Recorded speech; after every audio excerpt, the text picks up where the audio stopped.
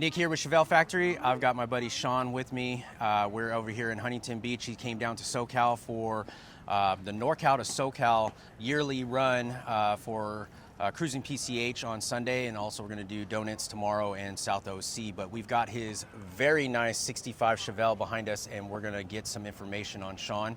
Shawn, I'm going to turn this camera around, and we're going to get to know you and your car. Nice.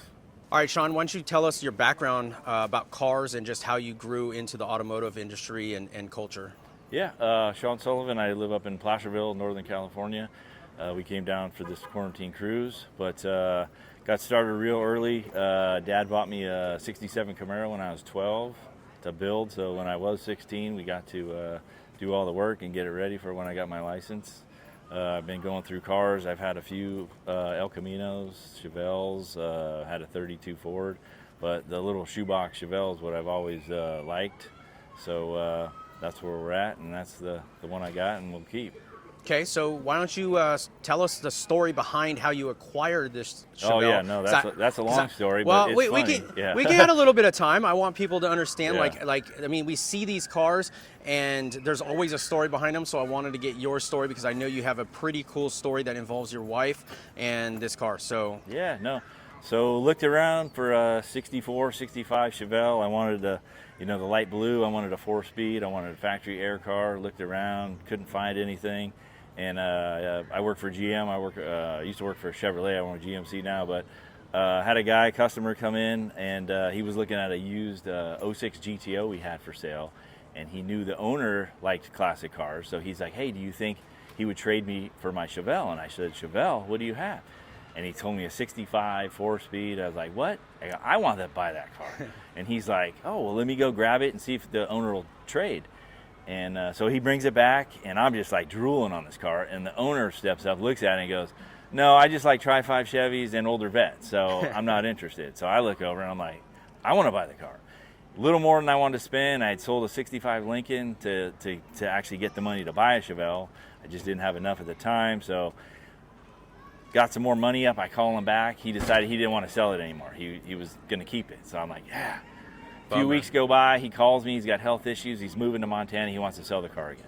So I go, I'm going to come down and check it out. So me and my wife go down, look at the car, and we were like within like $500 of each other. And I'm, he's there and I'm there, and I'm like, all right, I'll think about it. Go home, give him a couple days. I call him. Doesn't take my call. Ghosted. Then I'm just like, oh man, what's going on? So getting pissed, telling my wife, hey, this asshole, this, or this and that. She's like, well, just give him some time. Maybe he did go, because he had another house in Montana, and he was like, I'm going to go do some stuff there. So I'm like, well, maybe, all right. And so then he's still not calling me. Behind the scenes, my wife grabs my phone, and she gets the guy's number and calls him and said, I'll give you the $500. We'll make the deal. He's like, well, I'm out of state, but go put the money into my account. And my wife's like, I don't even know this guy. She calls my boss. Long story short, he's like, yeah, he's a good guy. So she goes and puts the money in the account. She goes to pick up the car from the neighbor. It doesn't start. Have to charge the battery. Starts raining. The wipers aren't working. She has to drive the stick. She comes in. It's about a 15-minute drive into my work, and I look outside, and I see the Chevelle coming into the parking lot. I'm like, God dang, he sold it to somebody else. She jumps out, throws me the keys, and says, happy birthday. I'm like, oh Dude. my God, yeah. And what year was this? That was in 2010. Wow. So you've had this car since 2010, 14 and you got years it for almost, your yeah. birthday from your wife. Exactly. So your wife was involved in the purchase, and it's got a sentimental yeah. value now at this point. Yeah. And let alone the backstory of you wanting something this bad, of a blue 4-speed and everything. So just all the stars aligned, and you got this car. Yep. All right. So that's how you acquired it. Now, I know from the history of knowing you, I know that this car has gone through a couple different renditions of versions of it and what have you. It's always stayed blue like it is, but why don't you give us a little bit of understanding of where it is before we get in, what had happened previously before we get into where it sits now, because, go ahead. So first thing is I had the vision of, before I even got the car, I wanted the red line tires. It had to sit low. I wanted like a steel wheel look. But keep it original looking, but more modern. And, we got it. We did the air ride at first. I was riding all Ride Tech. I had 18-inch rallies on it with the red lines. Still had a small block for a little bit. I love the idea back in, was it 2015 or so, of doing an LS, but I didn't like the way the plastic look of the LS.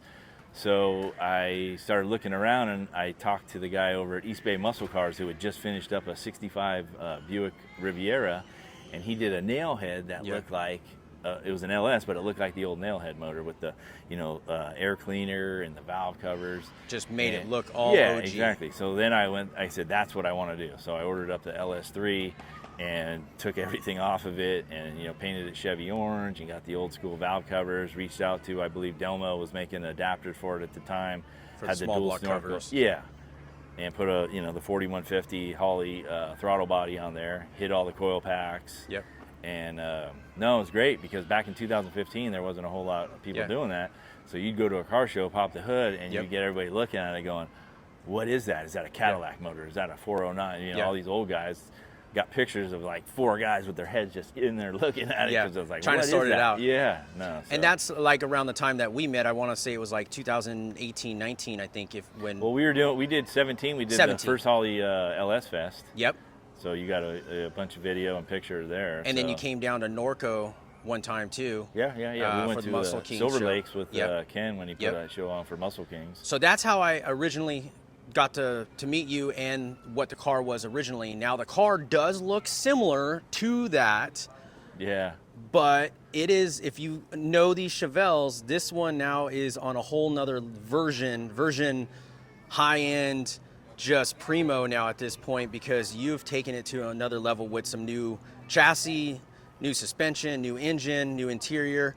So let's first talk about the chassis. Let's go with that. Let's go with what. So taking it back to 2013. Okay. So let's taking it back.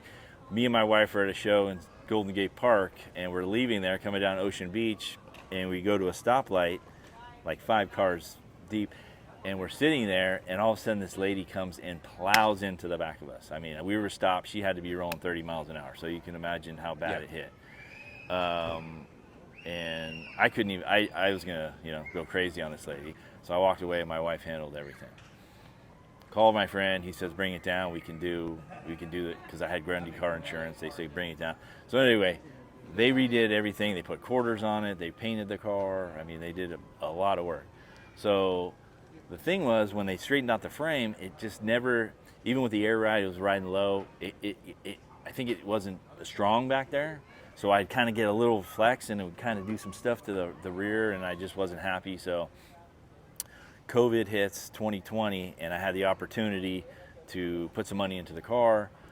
Called up Roadster Shop, and I'm like, I saw a bunch of your stuff. You guys came out with that new spec chassis. So we got one of those coming, and back then there wasn't a big wait because, I guess COVID and stuff like that. So yeah, we did the spec chassis on there, and now it's not on air anymore. It's coilovers. Static. They got their, pre-bent lines. We went the True Track 410 third member, and no, it handles good. It's got a rack and pinion now for steering. Put all Willwood disc brakes on it, 14 in the front, 13 in the back.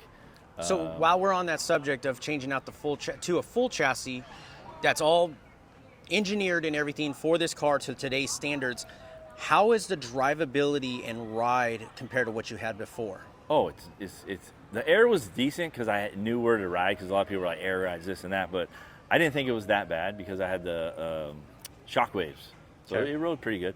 But going with this, with it's just a stiffer ride. It's the steering's a lot better. And the good thing, static, I don't have to worry about any of the air and stuff like that. Yeah. But no, it's great. That's great. So let's take a look at it. So do you know like how much lower it is than factory, or?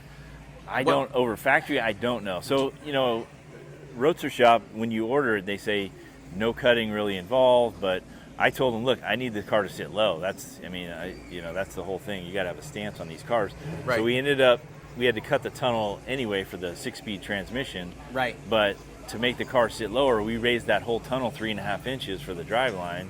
So there was a lot of work, and then it's mini tub, because these cars you could probably fit. I mean, I had a 255 on it before, and people were telling me you could fit a 275, but I don't know how low they're sitting. That's a 305. So in the back's the 305? 305, yeah. 305/19. Yeah. And that's a forged line 3-piece wheel. It looks like a steel wheel. Everybody's like, oh, those are got another 3-piece forged line OE1 wheel. That's a 19/11 in the rear, 19 8.5 in the front. And what are you running for a front tire? That's a 245 35 19. Yeah.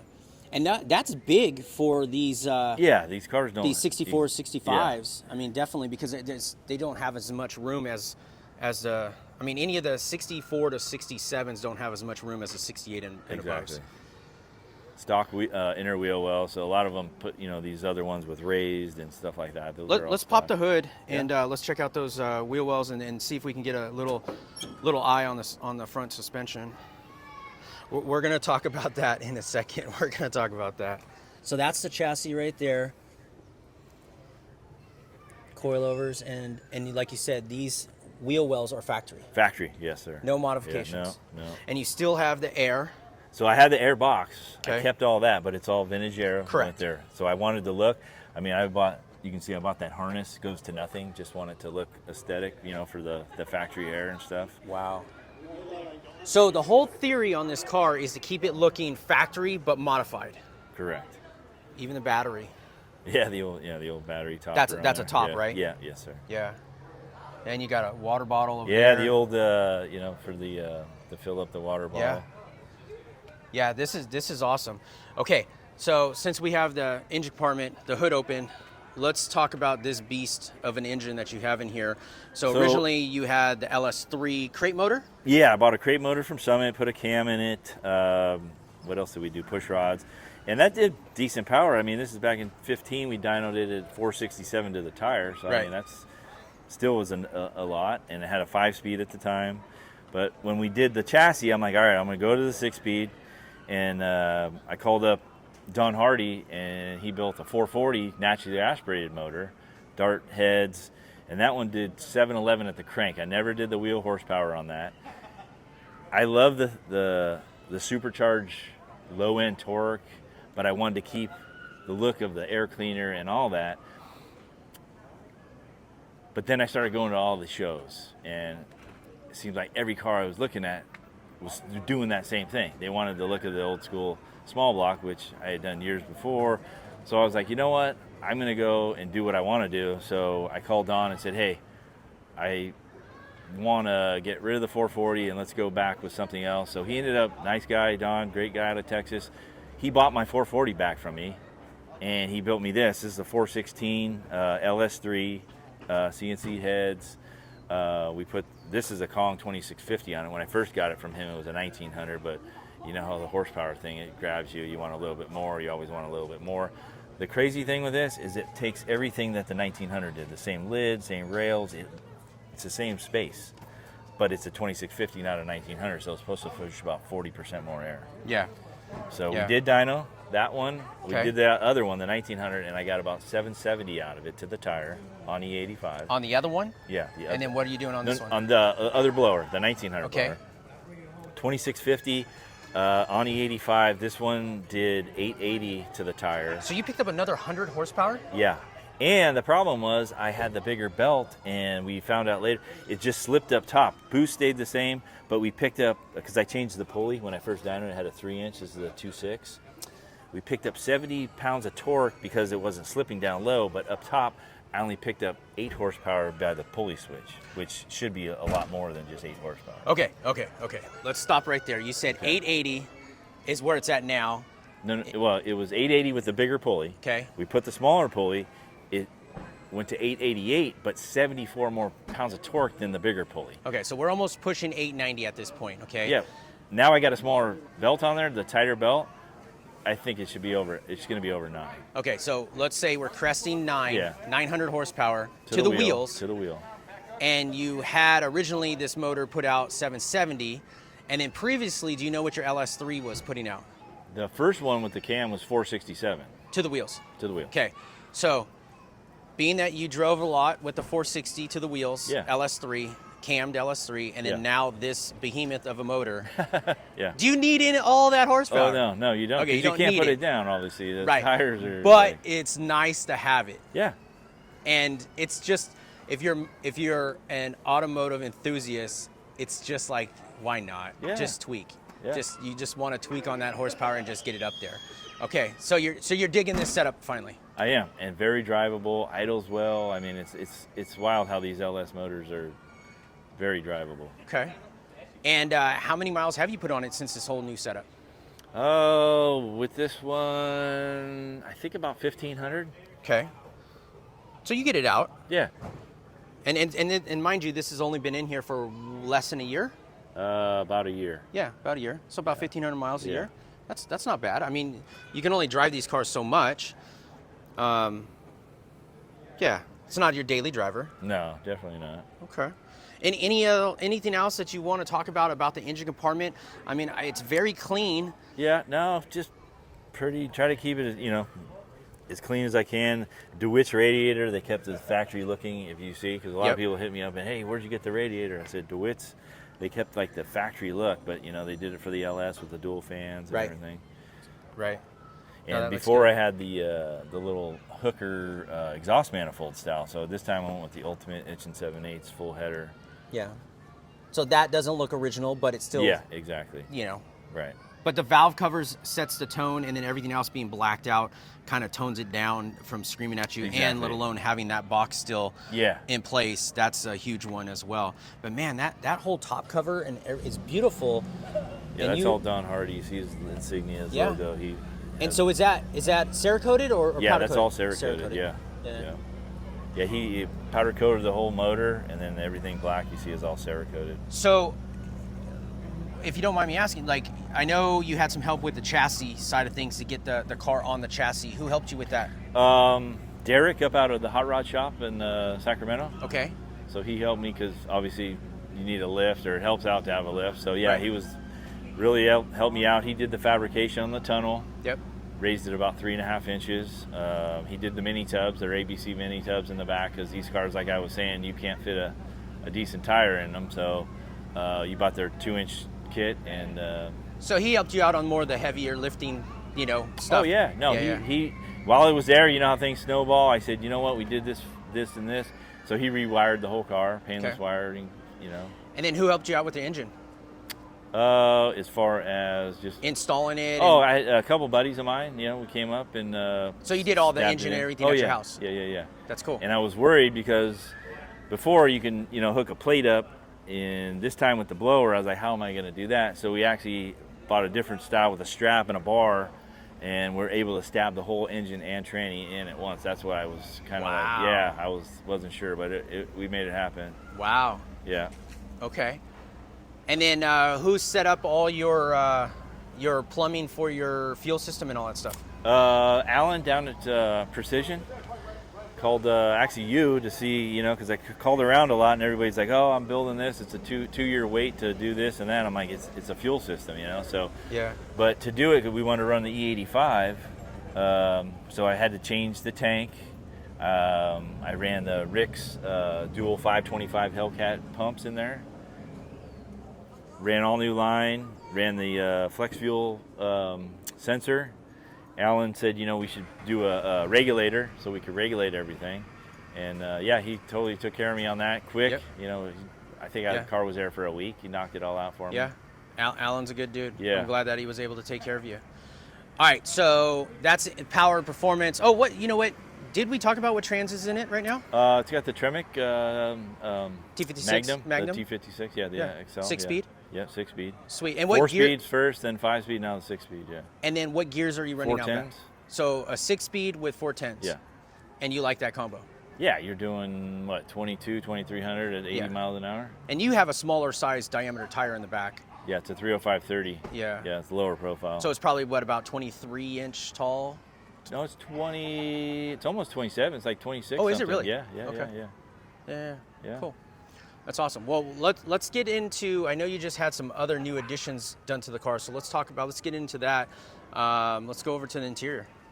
So I took it down to DJ, or I called Danny at DJ, and he was able to get me in real quick. Knocked it out in like 3 weeks. I talked to him. I said, hey, I want to keep the factory look, and I know it's a pain in his butt because I reiterated it again and again. Like, I don't want like the big big old bolsters. I mean, you don't want to go to an aftermarket seat to fix the problem. You wanted to find a solution with the factory seat. Correct. So you don't have to lose any of that factory look and whatnot. So he said, what I'll do is I'll blow out all the springs because they were kind of getting they were old anyway, and I'll refoam everything, and I'll get you down here before I even do anything. You can sit in it, make sure the height's good, everything like that. So I said, okay, let's do the seats. And the car originally came with a light blue, dark blue two-tone. Mm-hmm. So it still had the dark blue dash. Okay. All this time, and it never really, I wasn't really, but you started looking at it, and so anyway, I said, let's do the dash, and then it just rolled into, he did door panels, he did the rear seat, the package tray, he made me some new floor mats, all that, he tricked, those are trick, he sews in Velcro in the back so they don't slide around. So they don't slide around. Oh yeah, no, he does a nice job. Danny does top-notch work. Yeah, beautiful. And then I talked to him, and he's like, you know what do you want to do with those kick panels? We paint them, they're not going to match. So he wrapped those for me, so they match all the doors and everything. So. Yeah, I see. It looks good. Yeah, no, you can't even tell. Yeah, no, very nice. And then he did the rear package tray, and I got some 6x9 speakers under there. Like I said, I try to keep it looking, but he perforated all the holes in the back. Yeah, so you mount them down below. Exactly. You didn't do the late 70s, early 80s upgrade where you pop them up on top, huh? Yeah, no, I try to keep it. A lot of times you see that, and it just doesn't look right. So yeah, the trunk, try to keep it pretty basic. I mean, I would like to put some speakers in here one day, but I gotta keep it trying to looking stock. So you can see these tubs. Try to keep it looking stock, but those are the ABC 2-inch wider tubs to get the tire to fit, but we try to keep it all looking factory in there. That definitely looks factory. Yeah. Wow. That is definitely looking good. Yeah, even where the the hood hinge mount and everything, just very Sanoly done. You really can't be mad about this car. Like, as in, yes, it's got big wheels on it. Yes, it's lower. But man, everything on this car has definitely, you've gone out of your way to make it look original and not loud like, hey, I did something to it. Get the factory 65. Nice. And have you redone the chrome or anything like that? No, when we had to put a new bumper on it when it got rear-ended, yeah. but yeah. But like the that, front or anything, nothing. Wow. And you said what tank is That's down a here? Rick's Restomod tank. And your exhaust, it's all... Yeah, those are 3-inch all the way back. It's got the Borla Pro XS. Steven out of Livermore did all the exhaust. And is that all Cerakoted or what is that? The back part is just the black. Yeah, Okay. the rest is all the regular... just to hide it? Yeah. I just didn't want it seen, so it kind of disappears being black. So at this point with this car, is there anything that you're not happy with that you still want to change? Not that you're not happy with, One but thing anything I want to more. still change is I want to put power windows in it. Okay. And I was going to ask you about that. No power windows yet. Yeah, no, that's... and what, just any particular reason why you haven't done that yet? It's just, I guess it hasn't been until I got into Denver's car and he's got Yeah. it. It's like, they're so nice, especially if you're in the car by yourself, somebody rolls up on the passenger side and you're sitting here reaching over to crank down the window. Yeah. So yeah, I think I'm about putting those. Keep the, like he did on the window switch, Yeah. the new Relic ones. Yep. And Keep the Yeah. door, the window crank, but make those be the switch. Correct. Yeah. Yeah. Yeah. And then do another button like underneath the dash to For the trigger the rest passenger of side. Yeah. Or the That's rear. that's how Yeah. I have it on mine. Yeah. And it works out Yeah, really that's right. well. You did them, huh? Yep. Big Yeah, difference. Dakota digital gauges. They look real factory. RTX gauges. And any other new like what do you have for headlights? Those are Dapper. Okay. So Dapper came out with the big, what are they, like 7.5 or 7-inch ones first. Okay. And I kept talking to him. I go, I need the 5.75s, and we haven't made those yet. We're not making those. So I waited, I think, it was 8 months, 12 months before they finally came out with those. And no, they've huge difference. So these are projectors, Yeah. but with an OE glass. Correct. Yeah. Again, a subtle upgrade, packing a big Yeah, big punch on. That's a whole other thing. I mean, I waited forever just to get that glass look like a factory. Yeah. There's so many headlights out there, and that Sure. kind of, people put the halos, which I love it. It's just not for this build. Sure. Well, this thing's awesome. Shawn, I literally, like, I've been in awe with this car even from when I first originally met you and seen it, and now you're just taking it over the top again with the chassis, the engine, the horsepower. The horsepower is just blowing me away. You know, 900, cresting 900 at this point at the rear wheels is awesome, and in the interior, DJ just did a great job. Yeah, like, I was very happy with that. It's one of those things to where, you know, I hate to say it, but a lot of people would never really blink an eye and really think much of the interior walking by it. They just think that maybe it might be, you know, factory replacement. Right. You know, without someone that really knows what they're looking at to see all the subtle differences and, you know, what DJ provides with his service of, you know, making something look cool without making it look cool. Yeah. Oh yeah. No, he knocked it out. It was very comfortable too. It feels. I don't know if that makes sense. When I got in the car, when I picked it up and put it on the trailer, I was like, this feels like a totally different car. Yeah. Yeah. And like what a lot of people don't realize is that, you know, like these seats, he was talking earlier about the bolstering where it angles up on either side and out. You know, with these factory seats, you just slide back and forth. There's just no way to keep you in planted in the seat. Not to say that this is, you know, going to be ready for autocross or anything like that at this point, but, you know, it just feels a lot better going down the road. It feels like today's standards of seating. Correct. Yeah. Yeah. And what gauges do you have on? Let me go around on the other side. Those are the RTX Dakota Digital. So back before they came out with these, I was talking to the guy at Digital Dakota, and he says, "Hey, we love your car. If you ever want to do a set of gauges," and I was like, "Well, you know me, I'm trying to keep it looking original." So he actually made a custom set for me. Yeah. 8 months later, they came out with these, which knocked it out of the park. I mean, they did a fantastic job. If you look here, I mean, look at those. I mean, they look dead on like the factory. Wow. And I just put these, well, not this, but I put RTXs in, or I think they're the RTXs, in my car. Yeah. And the greatest thing that I found is that it's got a reserve light for the fuel tank. Oh, really? Yeah. Oh, I was wow. like, man, this is awesome. Yeah, I didn't know that. Amongst all the other features that it has. I don't know if yours has that or not. Yeah, I mean, it'll tell you like top speed. It'll tell you, you know, you can get all kinds. It's got a clock in there, which I really like. Yeah. But That's great. Well, this thing's awesome. Why don't Thank you you. start it up for us one more time so we can hear what it sounds like?